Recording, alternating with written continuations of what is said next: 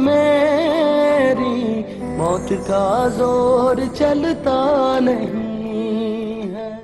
शानी, आय हाय धानी शानी।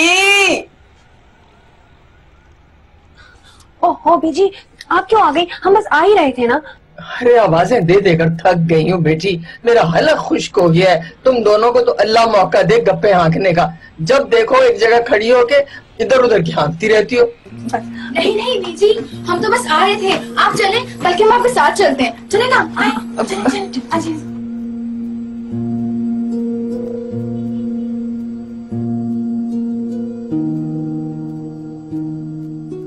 हाँ, कुछ पता चला?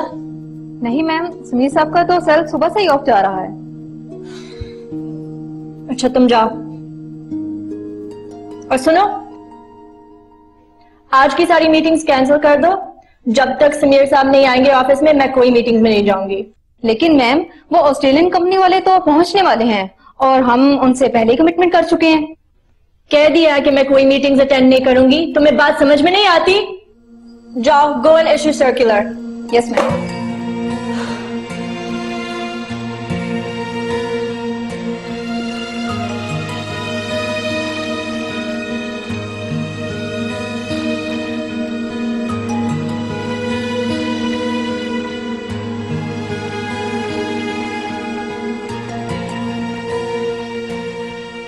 क्या हुआ? वो गया कि नहीं? नहीं, वही डेरा डाले बैठा है। मुझे नहीं लगता वो तुमसे मिले बगैर जाएगा। अभी तो नंबर का डीट। क्या मुसीबत है। अब्बा और राजा गए हैं? घर पे ही हैं, कुछ देर में जाएंगे। इसका कुछ पता भी तो नहीं। क्या पता थोड़ी देर में छत पे ही आ जाए। मैं तो कहती हूँ उस मुसीबत से जान छुड़ाओ। उसका फोन भी तो वापस करना है ना तुम्हें। बस आखिरी दफा मिलो और ये किस्सा हमेशा के लिए खत्म करो। आप ही, अगर किसी ने देख लिया तो?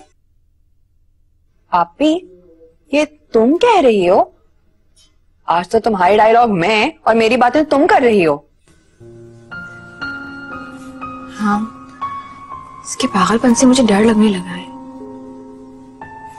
शायद रिश्ते हमें बुज़दिल बना देते हैं।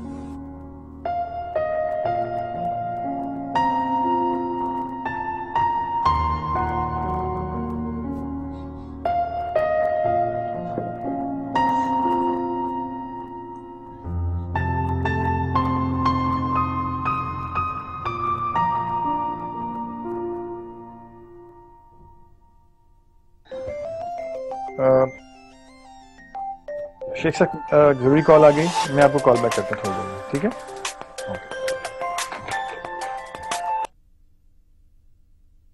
जी बेटा, हाउ आर यू? जी Rehan uncle, I am fine. Uncle, Sam आज ऑफिस में नहीं आया और वो घर पे भी नहीं है। आपको पता है वो किधर होगा? इसका मतलब है कि उस नालायक ने तुम्हें इन्फॉर्म नहीं किया? नहीं अंकल, कहाँ है वो? वो सनी के साथ गया है पुरानी हवेली, उसके कुछ दोस्तों को अटेंड करने के लिए। सनी के दोस्त? हाँ, जो सनी ऑफिस आया था उसके कुछ दोस्त बाहर से आए हैं। वो उनके साथ कुछ दिन पुरानी हवेली में गुजारना चाह रहा था, परमिशन लेने आया। Okay Rehan uncle, bye. Bye.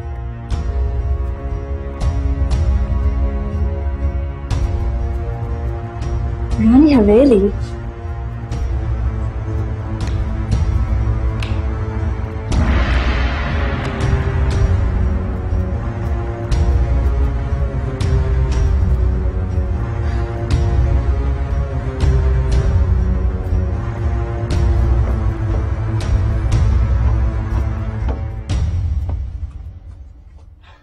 सुन, यही खड़ी रहना।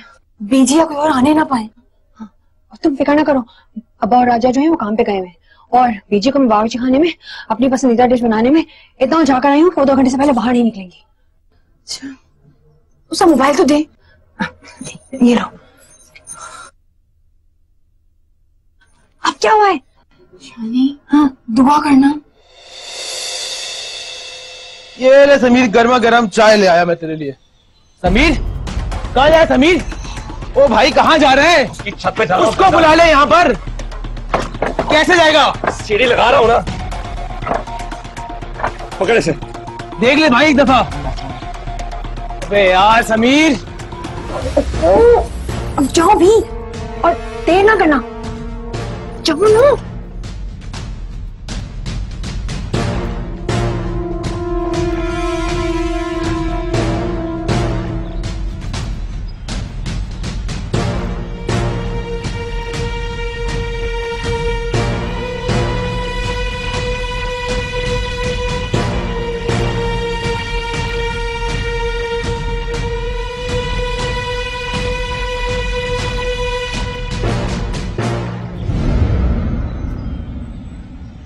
अब क्या लेने आए हैं? मुझे तुमसे बात करनी है। लेकिन मुझे तुमसे कोई बात नहीं करनी। पकड़ो अपना फोन और आइंदा मुझसे राब्ता करने की कोशिश मत करना। मेरी बात समझने की कोशिश करो। क्या समझूं? तुम्हारा कोई हक नहीं बनता कि अब तो मेरा कोई रास्ता रोको।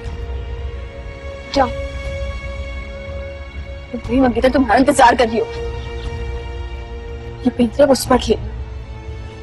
बहुत अच्छी तरह तुम्हारी हकीकत जान चुकी हूँ। मैं जानता हूँ मुझसे गलती हुई है, कंफ्यूज था मैं। मोहब्बत, रिश्ता, शादी, ये सब जज्बे मेरे लिए अजनबी थे।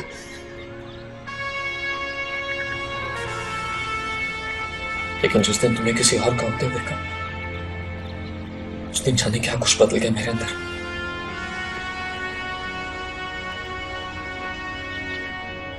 जिस दिन तुम्हें किसी और के लिए सजते संवरते देखा, मेरे अंदर चिंगारियां फूटने लगी।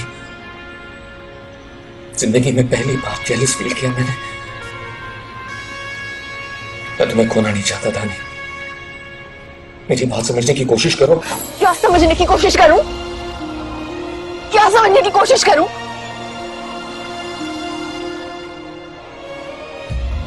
मेरा नाम किसी और के नाम के साथ जुड़ने जा रहा है। पूरे शहर में मेरे रिश्ते की मिठाई बांट दी गई है। उसके नाम के कंगन मेरे हाथ पे पहनाए जा रहे हैं, तब तुम्हें एहसास हो रहा है मुझे किसी और का खुद नहीं देख सकते। तुम अमीर ज्यादा समझते क्या अपने आप को? जब जहां किसी को ठुकरा दिया, जब जहां जबरदस्ती अपना लिया। मेरी बात कान खोलकर सुन लो तो। मिस्टर समीर रेहान अली उर्फ सैम, मुझे तुम में अब कोई दिलचस्पी नहीं है। हटो मेरे रास्ते से। मेरी बात समझ क्यों नहीं रही हो? मैं तुम्हें कैसे समझाऊं? Sameer, What the hell is going on? ये क्या हो रहा है सब? माया, माया ऐसा कुछ नहीं है यहाँ पर। अच्छा, अब मुझे समझ में आया कि यहाँ ये सब कुछ चल रहा है।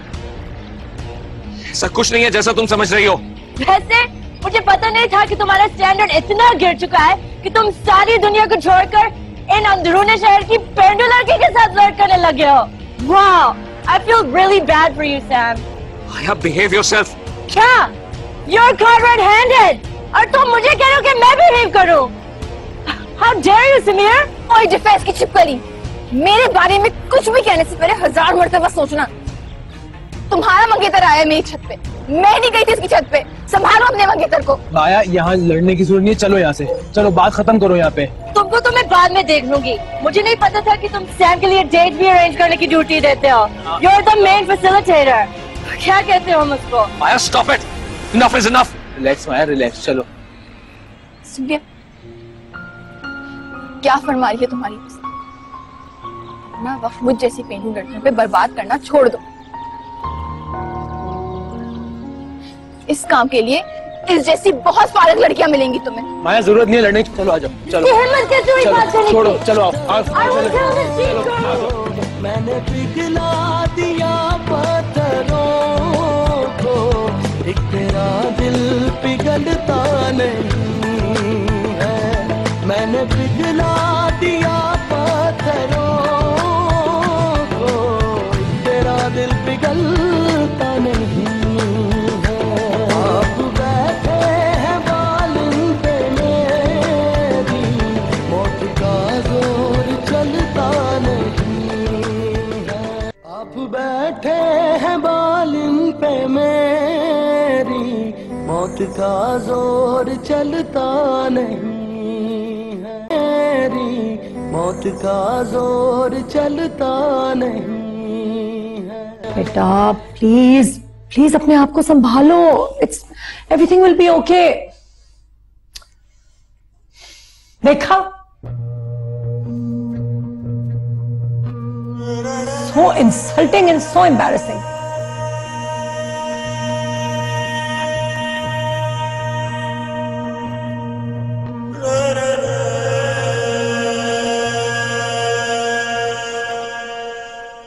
अभी ये क्या गजब कर दिया तुमने? अब वो अमेरिकन सुननी जाकर जरूर अपने खानदान को ये सब बता देगी। तुम्हें क्या करती, चुपचाप खड़ी उसकी बकवास सुनती रहती? क्या उल्टे सीधे इल्जामात लगा रही थी मुझ पे? आ गया गुस्सा मुझे। एक तो ये जो गुस्सा हर वक्त तुम्हारी नाक पर धरा रहता है ना अभी, बात सिर्फ उसकी मंगेतर की ही नहीं है ना। अगर उसने जाके समीर के घर पर शिकायत लगा दी और उसके बाप ने अब्बा को कुछ कह दिया तो उनकी बजाय मेरे अब्बा को कुछ कहे, उनकी तो अभी यहाँ कोई दंगल नहीं होने जा रहा। तुम आराम से बैठो और मुझे सोचने दो। मामला इतना सीधा नहीं है जितना तुम समझ रही हो।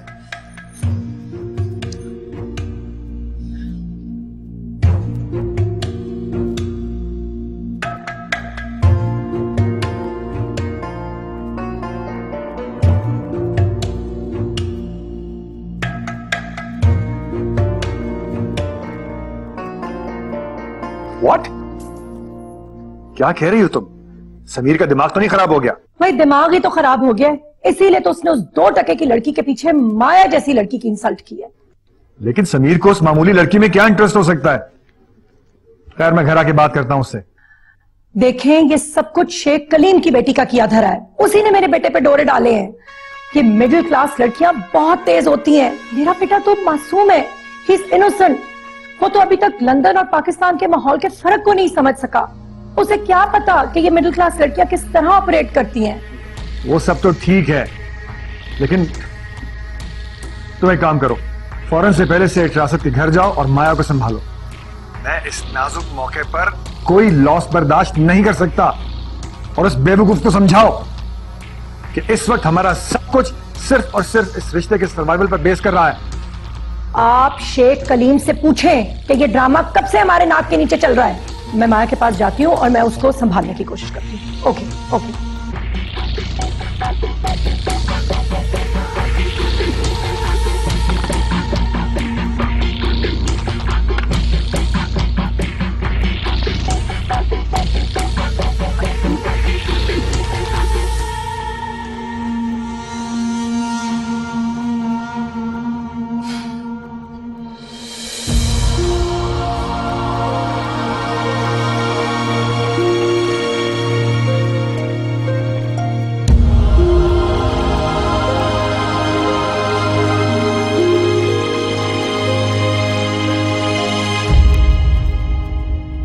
तुम्हें पता है मैं ऐसी पार्टी अवॉइड करती हूँ। माया, माया, माया, माया क्या हुआ? माया बेटा क्यों रो रही हो? माया कुछ बताओ तो सही। रुको तो सही माया। मुझे कोई ना डिस्टर्ब करे, मुझे किसी से बात नहीं करनी। माया, माया, माया, माया दरवाजा खोलो। माया तुम ठीक नहीं लग रही, दरवाजा खोलो। माया, अगर तुम्हारी मेहनत और वफादारी का ख्याल ना होता तो ये सब कहने से पहले ही फरागतनामा लिखकर तुम्हें थमा चुका होता। ये क्या कह रहे हैं आप? जरूर आपको कोई गलतफहमी हुई होगी। मेरी बेटी बहुत मासूम है और मुझे अपने खून पर भरोसा है। तो तुम्हारे कहने का मतलब यह है कि मेरा खून काबिल एतबार नहीं है? शेख कलीमुद्दीन, ये मत भूलो कि यही खून और पसीना है जिसकी कमाई पर बरसों से पल रहे हो तुम सब। माफ कीजिएगा सेठ साहब, इस खून पसीने की कमाई में कुछ ना कुछ हिस्सा मेरा भी होगा। बड़े साहब से लेकर आज तक 40 बरस हो गए हैं मुझे इस घराने की खिदमत करते हुए, और आपने आपसे तुम पर आते हुए 40 सेकंड भी नहीं लगाए। मैं कुछ नहीं जानता शेख कलीमुद्दीन। माया मेरी बहू बनने वाली है और तुम्हारी बेटी को उससे माफी मांगनी होगी, बस। और मैं कुछ नहीं चाहता। दीवार फलांकर आपका बेटा आया हमारी छत पर ये आपने बताया है मुझे, लेकिन अगर फिर भी मेरी बेटी की कोई गलती हुई तो जरूर माफी मांगेगी हो। हाँ, मैं जानता हूं, लेकिन अगर मेरा बेटा बगैर इजाजत तुम्हारे घर की छत फलांग ही चुका था तो तुम्हारी बेटी को वहां खड़े रहने की क्या जरूरत थी? वो तो पलट के वापस जा सकती थी। उससे क्या जरूरत थी समीर के साथ राज और न्याज करने की? सेठ साहब, बस आपका बेटा ज्यादातर नशे में रहता है। मैंने अपनी आंखों से देखा है उसे।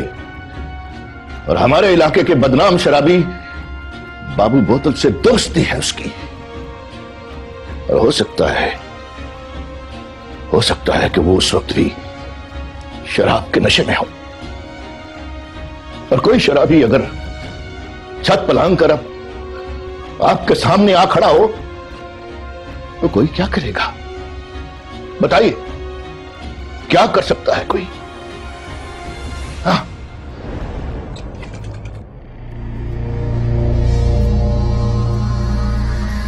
मीर, आज तुम्हारी वजह से एक मुलाजिम से इतनी बातें सुनने को मिली है मुझे।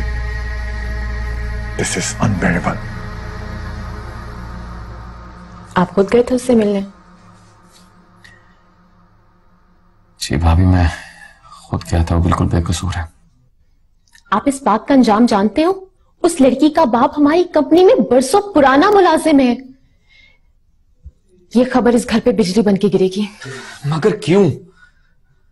जब सारा इल्जाम मैं खुद अपने सर लेने को तैयार हूं तो फिर सब लोग उस लड़की को, उसकी फैमिली को बुरा भला क्यों कह रहे हैं? मैं आपको पहले भी 1000 बार समझा चुकी हूं कि यहां हर इल्जाम औरत पर आता है।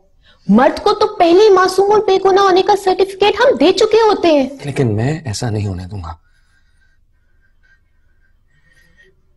वो बेगुनाह है, मासूम है वो। आप ये सब उस लड़की के लिए क्यों कर रहे हो?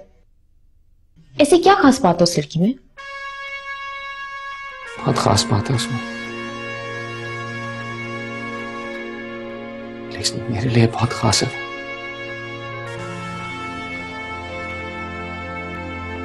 अगर अफसोस ये है कि खुद मुझे ये बात पता चलने में बहुत देर हो गई है शायद।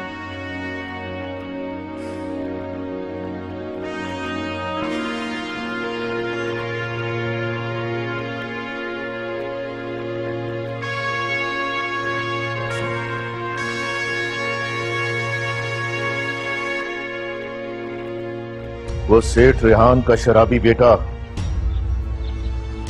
हमारी छत पर क्या कर रहा था? मैं मर गई।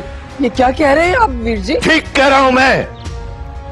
आज तो इस बर्गर को मैं खत्म करके खाऊंगा। राजा रुक जाओ। आप बैठे हैं बालिन पे मेरी, मौत का जोर चलता नहीं। बैठे हैं बालिन पे मेरी, मौत का जोर चलता नहीं है। धानी, धानी, नीचे आओ। धानी, क्या हुआ वीर जी, खैरियत है? सुना ही नहीं देता तुम्हें? आप चुप रहे अभी, आपसे तो मैं बाद में बात करता हूं। ये निगरानी की है आपने लड़कियों की? एक लड़का हमारी छत पर टॉप कर आ गया और बातें करता रहा, और आप खुद को चूल्हे चौके में झोंकती रही। जी अब्बा।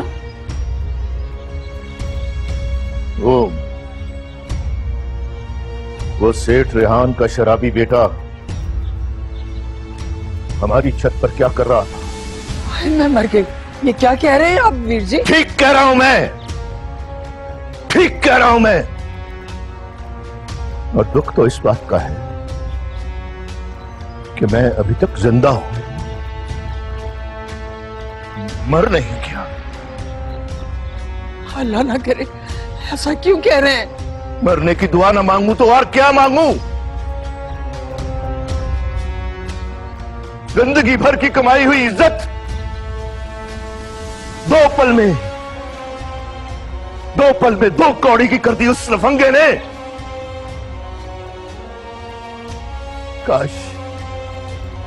जमीन फट जाती और मैं उसके अंदर समा जाता, वहीं उसी वक्त जब ये इल्जाम लग रहा था। बोलते क्यों नहीं? क्या कह रहे हैं तेरे अब्बा? अरे वो लड़का हमारी छत पर आ गया और तुम दोनों ने मुझे बताया तक नहीं। उम्र भर के लिए रुसवा करवा दिया ना मुझे मेरे भाई की नजरों में।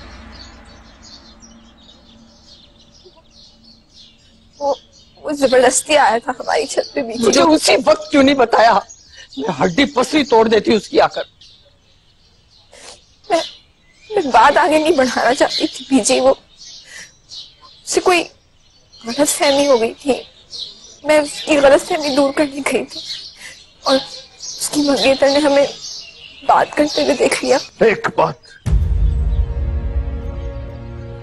एक बात तुम दोनों गौर से सुन लो मेरी।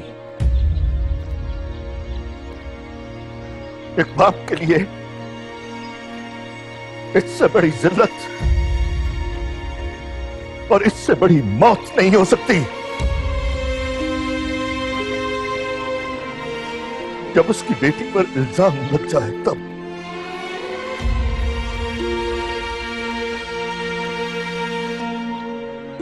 और जिंदा मैं इसलिए जिंदा हूं अभी तक कि मेरा एतबार कायम है तुम दोनों पर। तुम दोनों पर एतबार कायम है मेरा अभी तक। लेकिन जिस दिन ये एतबार टूट गया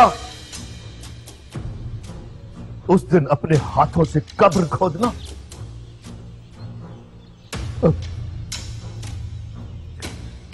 दफन कर देना उसमें।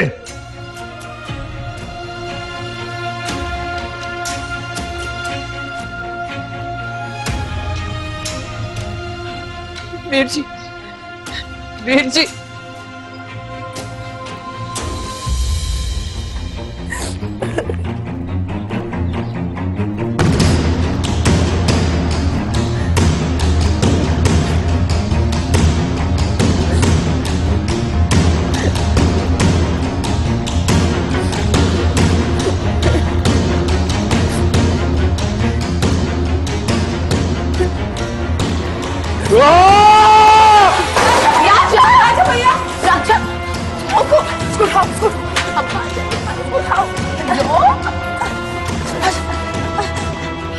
राजा भैया कहाँ जा रहे हो तुम? इसका कहाँ जा रहे हो? रास्ते से। इस घर में इतना कुछ हो चुका और तुम लोगों ने मुझे बताने की जरूरत लगेगी। पागल हो गए हो क्या? अल्लाह का वास्ता है, कहीं ना जाओ, मैं पहले ही बहुत परेशान है। उस परेशानी की वजह को तो खत्म करने जा रहा हूँ मैं। आज तो इस बर्गर को मैं खत्म करके जाऊंगा। राजा रुक जाओ। क्या हो गया राजा? खुदा के वास्ते कोई ऐसी हरकत मत करना कि अब्बा का शक यकीन हो। खुदा के वास्ते मत जाओ। खुद को मार गया मैं। हाँ!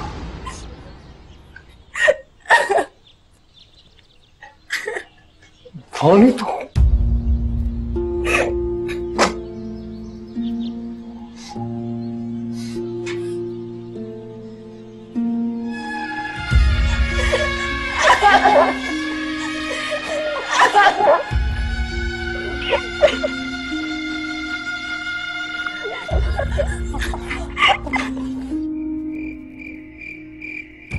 तुम्हें अंदाजा है कि तुम्हारी इस अहमकाना हरकत की वजह से हमें कितनी एम्बैरेसमेंट का सामना करना पड़ा है?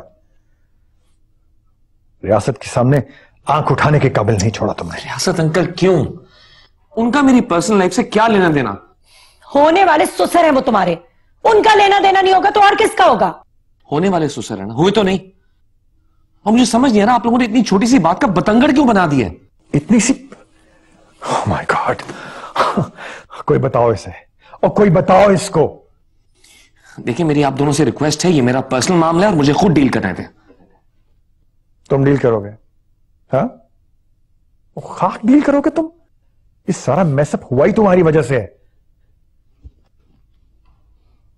बहरहाल मैंने रियासत से वादा किया है कि वो लड़की माया से माफी मांगेगी और तुम्हें भी माया से अपोलोजाइज करना होगा। मैं क्यों माया से अपोलोजाइज करूंगा? अपोलोजाइज तो माया को धानी से करना चाहिए, उसने बहुत बदतमीजी की आज वहां। सुन रही हो तुम इसकी बातें? सुन रही हो? मैं तो कहती हूँ कि आप सब कुछ छोड़ें, सबसे पहले शेख कलीम को फारिग करें। इसमें शेख साहब का क्या कसूर है? उसके साथ तो आज मैंने वो किया है कि वो सारी उम्र याद रखेगा, और मुझे उसे फारिग करने की जरूरत नहीं है। अगर उसमें जरा सी भी गैरत हुई तो दोबारा अपनी शक्ल दिखाने के लिए ऑफिस में घुसेगा नहीं वो। This is wrong, this is wrong. आप लोग मेरी गलती की सजा उन लोगों को क्यों दे रहे हैं? This is wrong. Oh it is, it's wrong. हाँ, अब तुम मुझे बताओगे कि क्या सही और क्या गलत?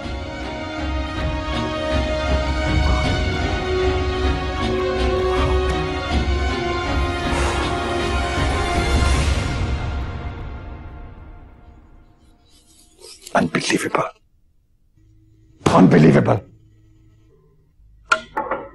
माया, माया चुप हो जाओ। सुबह से तुमने रो रो कर अपना क्या हुलिया बना लिया है? आपने नहीं देखा, सैम ने मुझे एक बार फोन करके मेरा हाल नहीं पूछा। उससे जरा भी ख्याल नहीं है मेरा। उसके लिए मैंने क्या नहीं किया है। यू डोंट वरी बेटा, समीर तुमसे माफी भी मांगेगा और अपनी गलती का इजाला भी करेगा। सेठ रेहान और तनवीर आए थे मेरे ऑफिस में, वो बहुत शर्मिंदा है समीर की इस हरकत पर। तो मुझे क्या लेना देना उन सबकी शर्मिंदगी से डैड, जब मेरा अपना ही मेरा ना हुआ।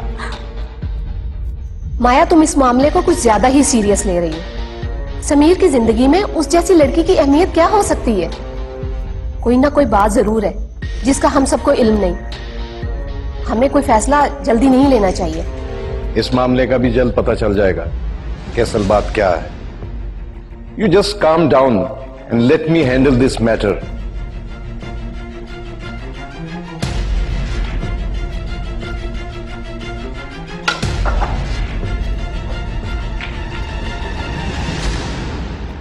अस्सलाम वालेकुम उस्ताद।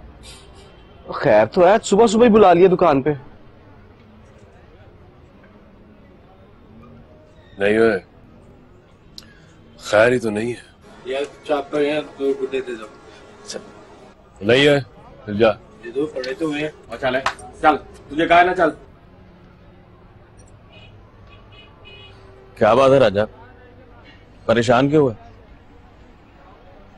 कल वो सेठ रेहान का बर्गर लड़का हमारी छत पर कूदा था, और शर्मिंदगी की बात यह है कि हम में से किसी को खबर नहीं हुई।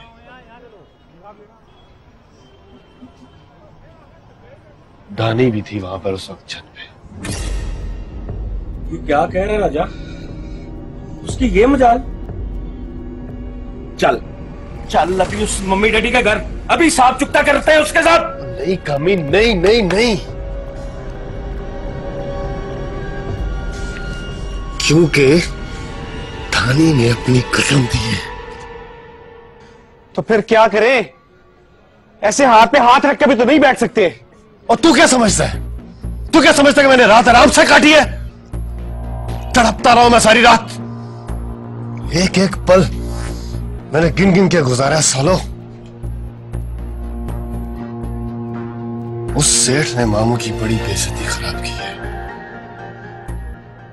बदला तो लेना ही होगा। पर कैसे राजा? आज के बाद से उस बड़ी हवेली पर नजर रखना होगी, और हम में से हर कोई बारी चेंज कर कर वहां पहरा देगा, क्योंकि वो बर्गर इंसान वहां जरूर आएगा, इसलिए कि यही एक उनकी अयाशी का अड्डा है।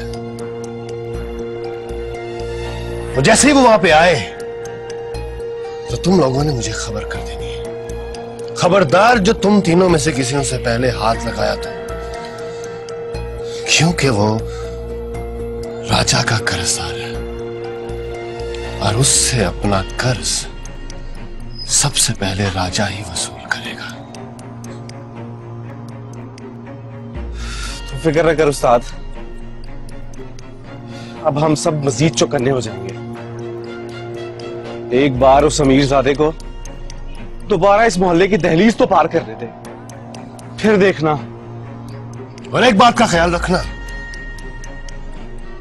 कि मामू या धानी शानी में से किसी को खबर नहीं होनी चाहिए। एक बार उसकी हड्डी पसली तोड़ दी तो फिर जो होगा देखा जाएगा। लेकिन उसे इस मोहल्ले या गली में नहीं मारना कि यहां बात फैल जाएगी। उसे अपने अड्डे पे ले जाना होगा, समझ गए? क्या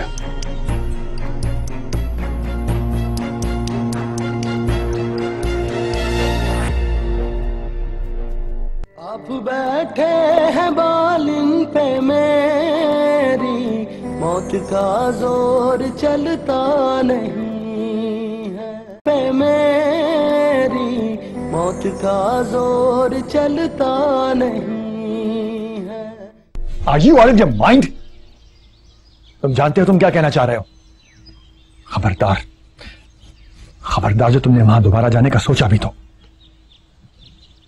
पहले ही उन छोटे लोगों के सामने तुम हमारी खासी शर्मिंदगी करवा चुके हो। Enough is enough! कुछ भी हो, आपको शेख साहब के साथ ऐसा सलूक नहीं करना चाहिए था। वो एक शरीफ इंसान है, इसमें उनकी बेटी का कोई कसूर नहीं था।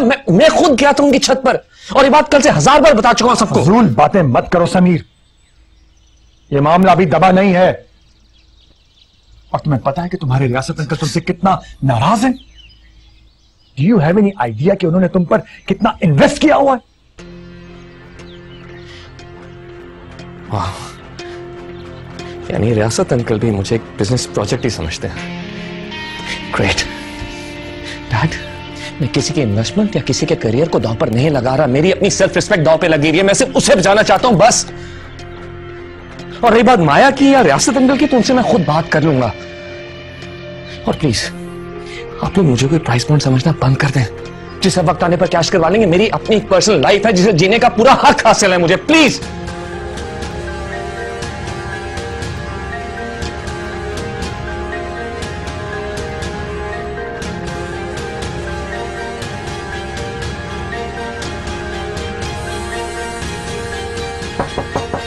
यस,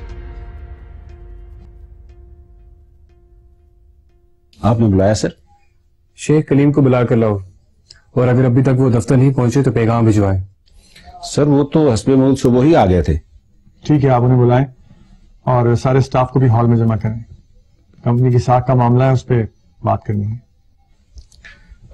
सर शेख साहब तो सुबह सवेरे ही अपना इस्तीफा और कंपनी की शराइत के मुताबिक 1 माह की तनख्वाह कैशियर को देकर चले गए, और उन्होंने कहा था कि आपको बता दें वो अब हमारे साथ और काम नहीं कर सकते, उनकी सेहत का मसला है।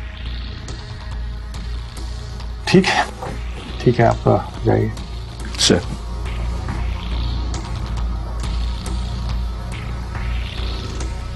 तो सारे पत्ते उल्टे पड़ गए हैं। नहीं डैड, शेख साहब ने इस्तीफा दे दिया, ये सिर्फ हम जानते हैं, रियासत अंकल नहीं। खेल अभी भी हमारे हाथ में है।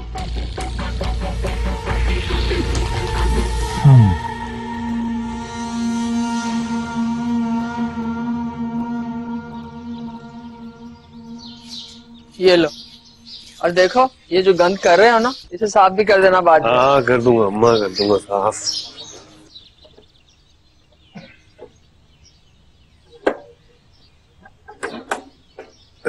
वीर जी, आप इस वक्त जल्दी आ गए? खैर?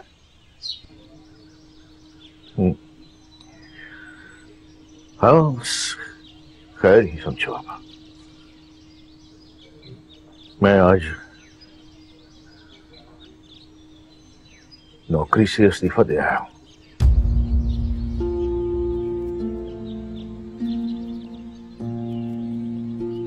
क्या इस्तीफा दे दिया? उन लोगों ने फिर कुछ कहा है क्या? कहने को अभी कुछ बाकी रह गया था क्या? कल जो कुछ हुआ उसके बाद कोई भी गैरतमंद इंसान उस दफ्तर में दोबारा काम नहीं कर सकता था। सारी जिंदगी तुमने उनकी खिदमत में गुजार दी, एक बार भी उन्हें इस बात का ख्याल नहीं आया? किसी ने रोका नहीं तुम्हें? मैं उनके दफ्तर आने से पहले ही वहां से निकल आया था। लेकिन अगर उन्हें मेरी 40 साल की खिदमत का ख्याल होता तो ऐसा घटिया इल्जाम लगाने से पहले 40 बार सोचते।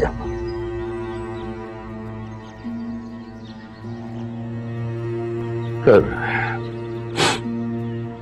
जो हुआ सो हुआ। अब मैं वहां नौकरी नहीं करता, यही हकीकत है। मगर वीर जी, हमने अपनी धानी का ताजा ताजा रिश्ता जोड़ा है एक खानदान से। उन्हें क्या वजह बताएंगी? और फिर धानी की रुखसती करनी है, और फिर ये घर के अखराजात। क्यों परेशान हो रही हैं आप तो ऐसे परेशान हो रही हैं आप जैसे मैं कोई बहुत बड़ा जुर्म करके आया हूं। मेरे बाजुओं में अभी बहुत जान बाकी है।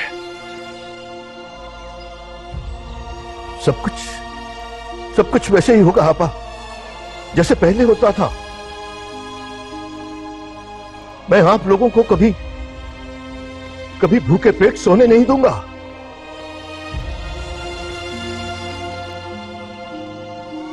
और मैं अपनी दोनों बेटियों की रुखसती उसी धूमधाम से करूंगा जैसा हमने सोचा था।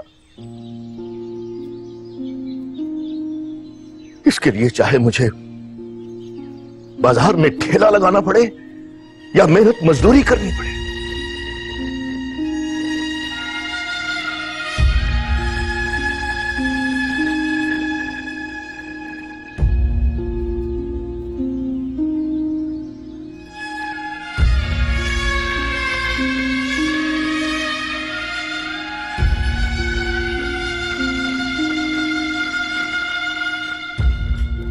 उसकी जरूरत पेश नहीं आएगी मामू।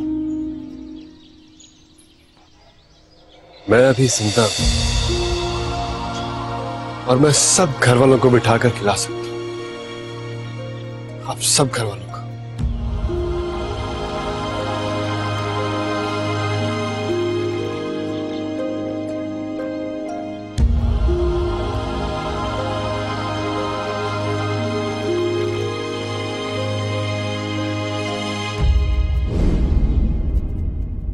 आप बैठे हैं बालिन पे मेरी, मौत का जोर चलता नहीं।